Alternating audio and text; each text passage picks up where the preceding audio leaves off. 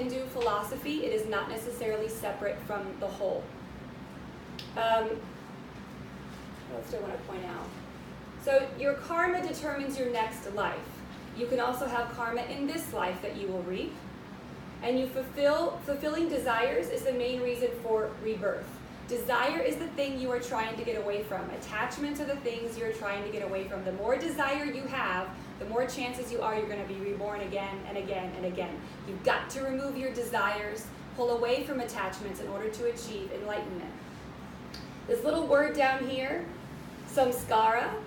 Samskara is very interesting and highly advanced. Of course, we would credit Freud with all sorts of things, and we would credit our psychologists and psychiatrists with this kind of idea, but they had it thousands of years before we did. Samskara. Samskara, not to be confused with samsara. Samskara is the idea of imprints.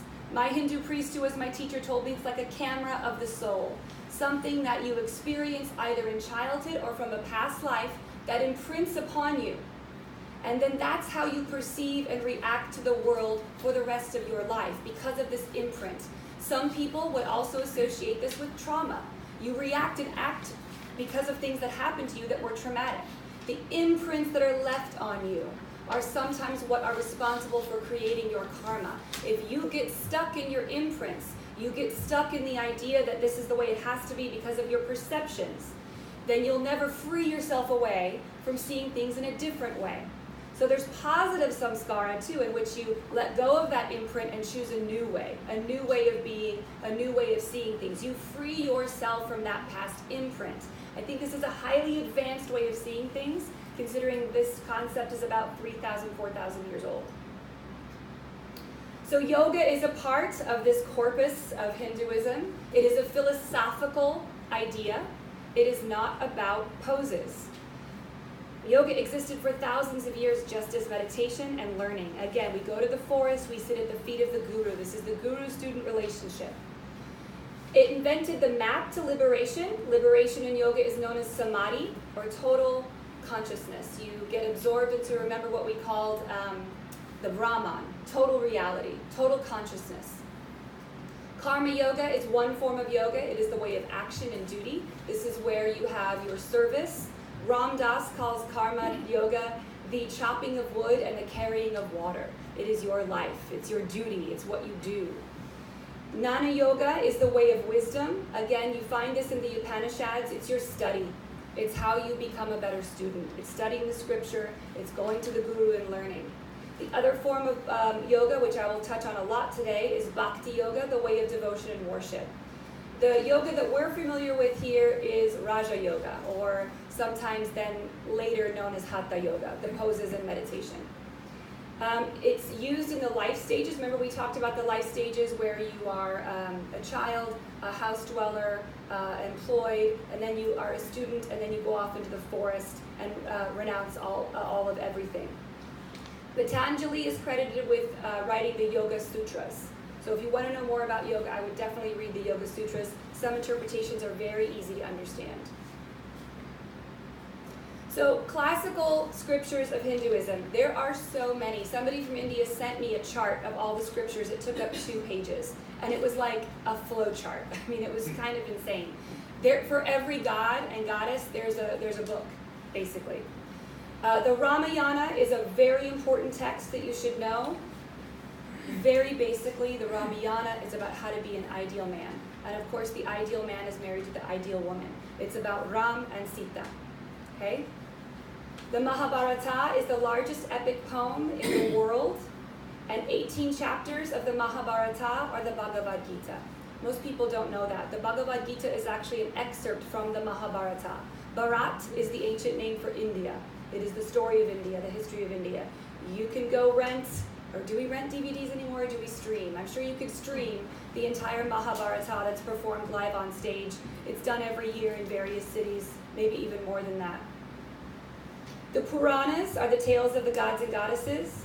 The Bhagavad Purana is the story of Krishna. This is one of the scriptures. If you're a Hare Krishna, even if you're a Vedantist, you might get into the Bhagavad Purana a little bit more. There's volumes 1 and 2. The Upanishads are the end of the Vedas. Upanishad means to sit down with, meaning you sit down at the feet of the guru and learn. And then the basis of everything is the Vedas. So historically, politically, when there's unrest, when there's rebellion, when there's corruption in a religion, you have a figure that comes along to correct those things.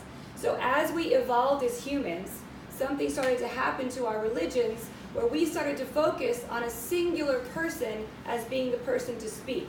So then you see the rise of Krishna. You see the rise of Buddha. You see the rise of the leader of Jainism. You see Confucius. You see Jesus. All of this comes to a certain figurehead. Before all of that, before we had written tradition, oral tradition didn't focus on one singular person. It was tales, it was stories, it was a way of being of a people or a tribe. So what Krishna comes to do is correct some things that were happening, obviously, politically, historically, in the religion itself, or the way of life itself. So he's going to ground himself in the Vedas all the time. And yet he's also going to bring in some new concepts. Krishna is a figure, what we call the NWO, the New World Order. I hate to say he's a prophet because prophet is a word that comes from the Hebraic tradition, obviously. But if we are to understand this as Westerners, he would be considered a prophet. And he comes in to bring in a new world order, a new way of being. And one of the biggest things that he brings in, let's see if I've got this, well, let's go through this first too. I'm going to get to the Gita in a second.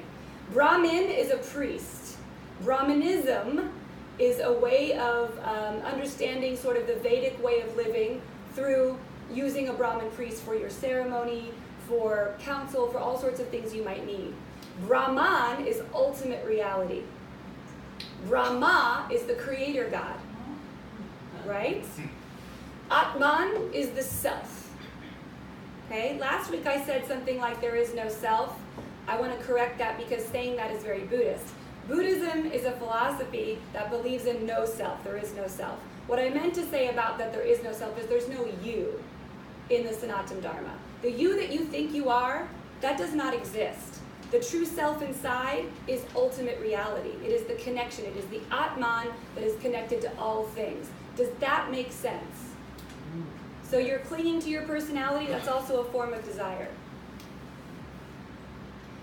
So let's get into bhakti, and I'll get back to the Gita as I said. Bhakti is a tendency in all religion, right? When you go and you do communion in Catholicism, it's a form of bhakti, it's a way of devotion. It is a tendency in the human to want to output and worship what they have for gratitude, for what they see as their god, goddess, or creation itself. In the 7th through the 17th centuries, really bhakti meets its apex in the 15th to 17th centuries. You see a paradigm shift. You start to see a blending of classes and castes. You start to see a blending of gender. This all comes because we go from palaces to temples. The kings of this time, the leaders of this time, basically figured out if we ingratiate the people by building temples for the people that they worship or the ways in which they worship, they'll love us more, right? So anybody who studied Roman religion, cult of the emperor, right? We think of like, if the emperor becomes God, then we'll get more. We'll get more people, we'll get more loyalty, right? So the king is not saying he's God, but he's certainly in with God, right? You go from palace to temple, which means more people are mingling and mixing than there used to be. The rebels are the ones that take the bhakti tradition. The role of women is heightened. In fact, sometimes it's reversed, where the male used to be the spiritual leader for their family, the female now becomes the spiritual leader for the family. Some men start to dress as females because they realize, let's switch everything, let's reverse it, let's see what happens. Kirtan or chanting, mantra chanting becomes very popular. This begins with poetry that then gets incanted and then it evolves into the kirtan.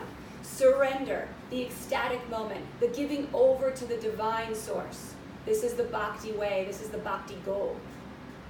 Union with divine, again the surrender. Ishta devita, a long word for what it means to have a personal god or goddess. Basically, you could be a Shiva worshiper, but also you have maybe an affinity for Lakshmi.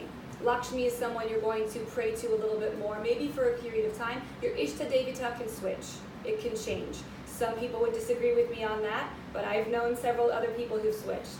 Literacy becomes important. Again, the puja, the offering, the prayer, and the darshan, the viewing of God. So The images that you see, the iconography that you see, people marching down streets during holidays, you are viewing God. You are viewing, it is that you look into the eyes and you see it. This is very Christian Orthodox idea. Iconography and Christian Orthodoxy, you look into the eyes of Mary, and Mary should be there.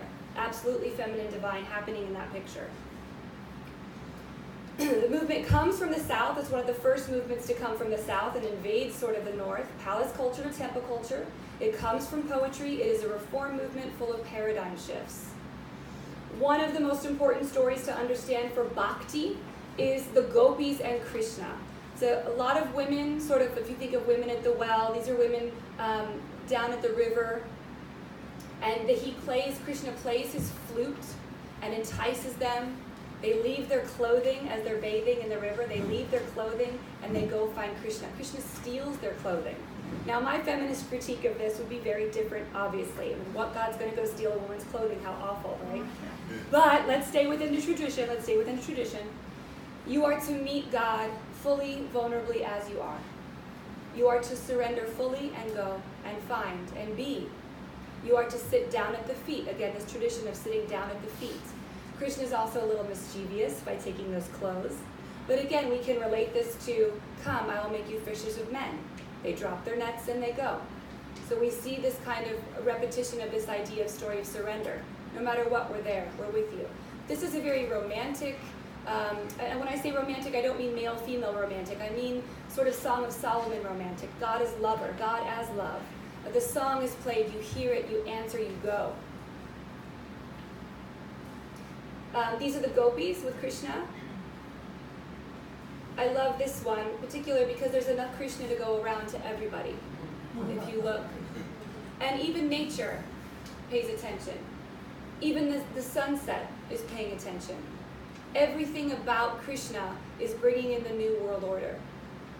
Krishna is principle mostly of love, but he is also, in general, divine principle. Krishna is a reincarnation of Vishnu. If anybody knows the Greek translation of Jesus, it's the Logos. It is principle itself. So Krishna, while you might say he really exemplifies love, he is the true divine principle of all things.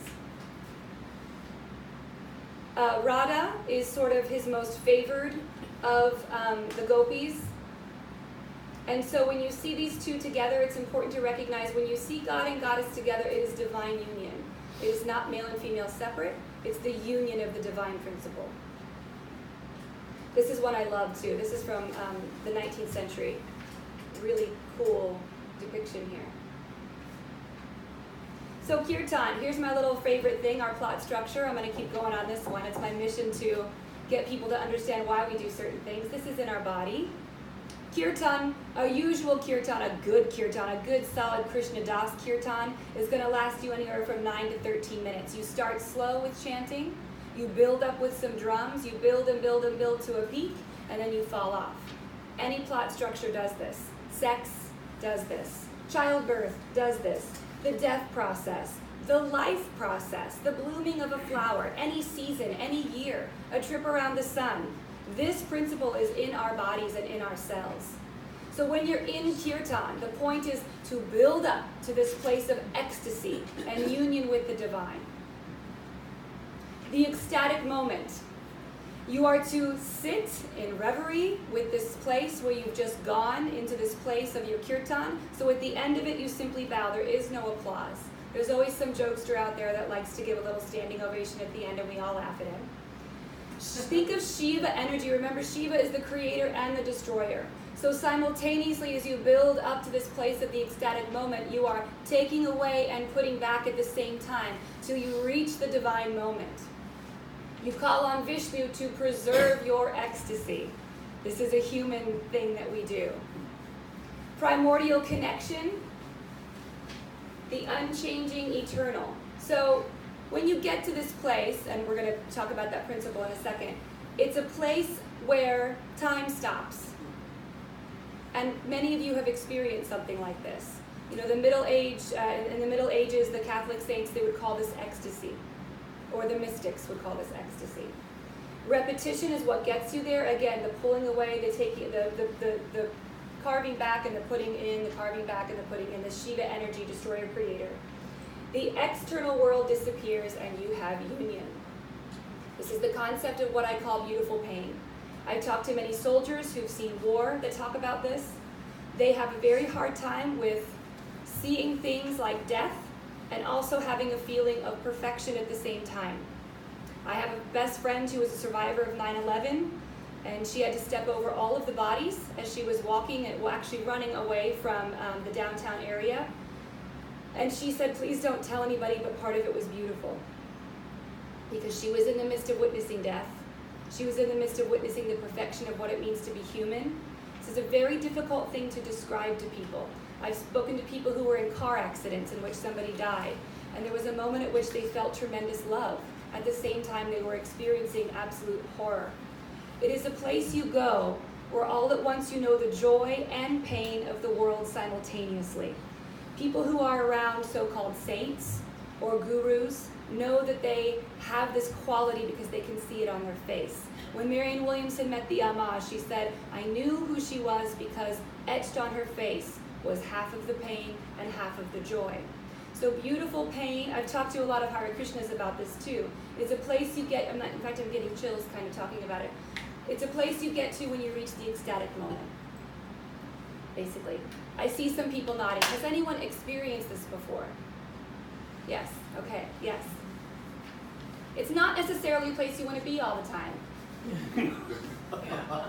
So T.S. Eliot talks about this, the still point of the turning world. That'll be our meditation today from 4 quartets. He read the Upanishads. He also read the Gita. And it's a point that needs to be talked about, I think, more in religion itself. I think most people go to unity because they can experience it more from unity. Gods and goddesses from the Ramayana, basically Lord Rama. The last word uttered by Gandhi was Ram, God. Incarnation of Vishnu. His wife Sita, the ideal woman. Of course, she's the ideal woman because she had children and followed her rules, right? And the divine union of 2 of them together. Hanuman, the monkey god, comes from the Ramayana. He's going to invoke loyalty, friendship, and rescue. He's also a shapeshifter. He comes in many different forms. Again, the different forms you see are from the different regions of India. So the Gita, let's get back there. It's been called something very odd, like a positive outlook on war. It is not. The war is metaphorical. Gandhi said the battle of Kurukshetra is the war of the soul. It is the war within. It is the conflicts that you create in your life. The biggest lesson I can tell you from the Gita is accountability. So we come to this new epoch of Hindu thought in which you now must understand that all the problems that you have in your life are something that you had to do with. The battles, the armies that you amass together, the people that will die because of you. This is Arjuna, the main character in the Gita. This is Arjuna's, Arjuna's despondency. As my teacher would say, Arjuna is very depressed at the beginning of the Gita. What have I done that these 2 families should come together and fight? People I love, people I know will die. And Krishna's word is, rise up. You must go through with this. You must go through with this war to get to the end. So this is about accountability. It is one of the greatest works of all time. A Saudi prince actually read it and did a little exposition on it. Of course, they probably wouldn't admit that now. The different paths of yoga are talked about. Again, grounding back down into the Vedas. And I am in all things, and I am in you, and you are in me. This is Krishna's idea of how things work. He's going back to the Brahman principle. You work for work's sake. That would be another great metaphor of the Gita. When I wanted to share some good news with my teacher, he said, I will not celebrate that you have achieved anything. I will simply celebrate how hard you work to get there. So no love from him, but that's what a true teacher would say. I mean, it's not about the result. You do not work for result. You work for work's sake. I will reserve my critique of this because I do believe that this work for work's sake has led to a lot of strife and trouble in the world because it has been misinterpreted, much like turn the other cheek has been misinterpreted. So work for work's sake. If you learn nothing else from the Gita, work for work's sake. Don't work for results. And you are accountable for all of the conflict in your life. You played a role. Again, grounding in the Vedas. Krishna, so here we are. He is principle, he is an incarnation of Vishnu. Social order. The different forms of Krishna mean different things. So he is Vishnu. Gopala, remember he's a cow herder. So this begins the tradition of the shepherding. So then again, in Western philosophy, we also see Jesus was a shepherd. And then in some traditions, Muhammad was a shepherd before he was a merchant. Jayanti, another name. Devakinanda, son of Devaki.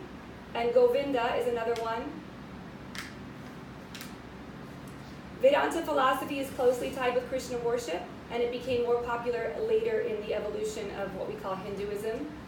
The Hare Krishnas are devoted to Krishna himself, and ISKCON is their organization.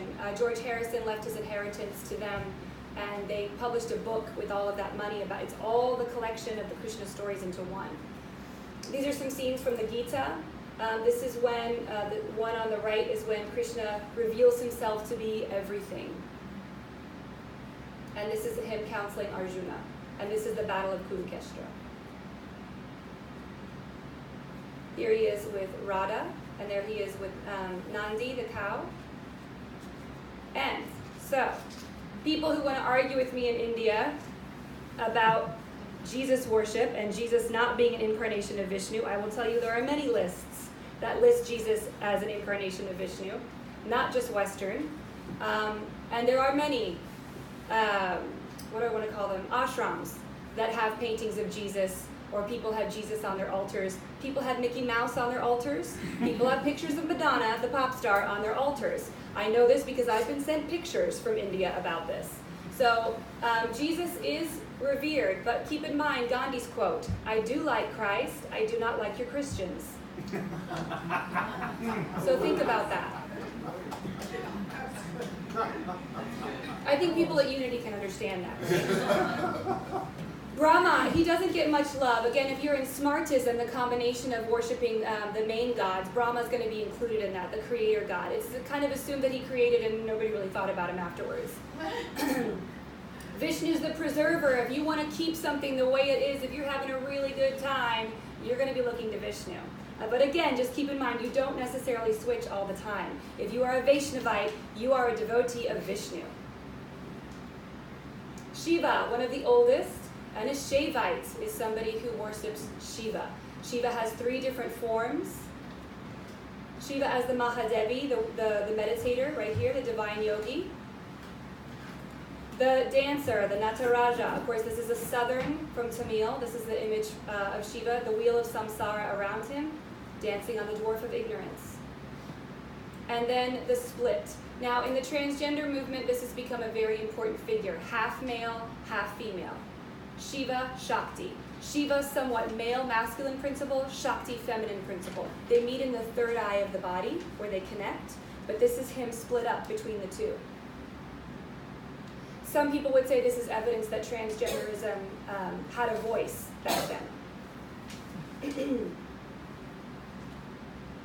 Ganesh, the elephant god, the god of beginnings. Also the writer of the Bhagavad Gita, which is why he's missing a tusk. He pulled his tusk out, dipped it in ink, and wrote the Bhagavad Gita. As the author of the Gita was sleeping, he was saying it as he was sleeping. Lakshmi, wealth, prosperity. I'm going to speed through here, I'm going way over. Saraswati, goddess of wisdom, music, education, and art. And Durga, warrior aspect. She was called upon to fight a demon that both Shiva and Vishnu could not conquer. So this is sort of a female empowerment one. And then Kali. Kali is very misunderstood. Something needs to die all the time in life. Thoughts, perceptions, ways of being, addictions. You would call upon Kali. Kali's an important one. She's not just the goddess of death. She's not the goddess of doom. She's something about endings. And we all need that in our lives. Ma Durga, Kali Ma Durga, is a really popular kirtan, really important to call upon her. She's also, in tantric circles, also very popular. So what's the point, as I've gone over by like 15 minutes? Peace with life. Peace with life. Understanding your nature, your svadharma is your nature. It is not something that's going to change. You are born with it. It is your gift to give to the world. It is your calling. It is your purpose. It is your reason for being born on this planet. Find out what that is and follow it and never look back. Put blinders on. Do not get distracted. Do not start to rail against the governmental machine unless you're going to run as a senator and do something about it. Because everything else, the bitching and moaning that we do, is a distraction from your svadharma. Stay on your path. Personal power, accountability for conflict in your life. You are responsible for the things you encounter and the things you play with. Conquer addiction and attachment. Every single person has an addiction.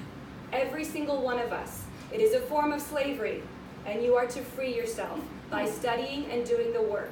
And the 4 forms of yoga have a perfect match for that, for you to relieve yourself from addiction. Svadharma. Self-realization, samadhi, and freedom, moksha. Those are the 2 words sometimes used interchangeably. That's the point, is full liberation. Liberation comes through self-realization. The more you get to know yourself, your life, and free yourself from your own slavery, the better chance you have of self-realization.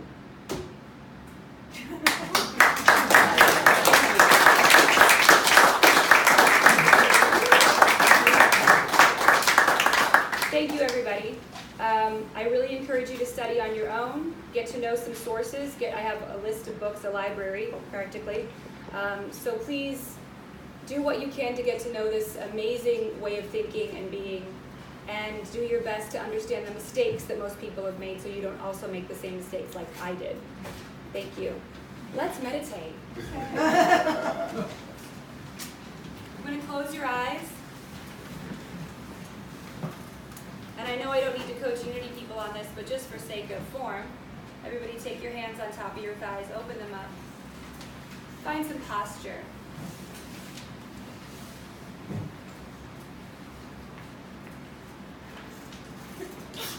At the still point of the turning world, neither flesh nor fleshless, neither form nor toward. At the still point there is the dance, but neither arrest nor movement, and do not call it fixity, where past and future are gathered, neither movement from nor toward, neither ascent or decline, except for the point, the still point. There would be no dance, and there only is the dance. We are in this place of stillness, deep within the self, away from the external world, into a place that only we know, our true nature. This is a place of fearlessness, a place of love, and a place of total freedom. Take time to breathe in that space, to breathe in the safety of who you are, and the fearlessness to face everything you will.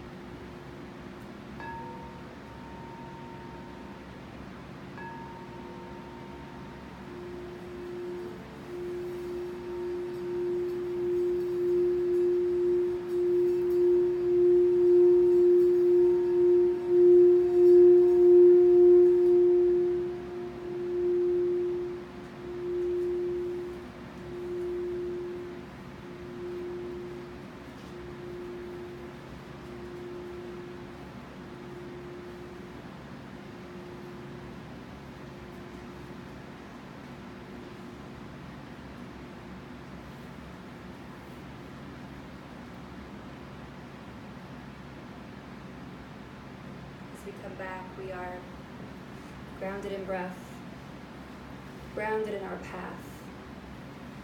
And we have our eyes on freedom freedom from all things that we are attached to, and freedom within the oneness that we all share with creation, with each other, and with all that is to come.